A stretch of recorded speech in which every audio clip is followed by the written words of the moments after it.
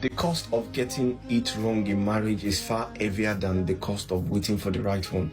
People will mock your age. They will say all your friends are married.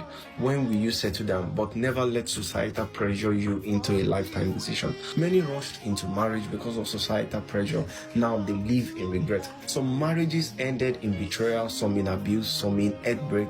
We have seen husbands abandon wives after cancer diagnosis. We have seen wives betray loyal husbands. Not every wedding leads to peace. Marriage is not a race, it's a destiny decision. The Bible says, but they that wait upon the Lord shall renew their strength. They shall mount up wings as eagle.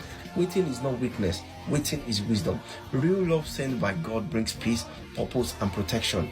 Think about Sarah and Abraham. They waited on God's promise and God fulfilled it in His perfect timing.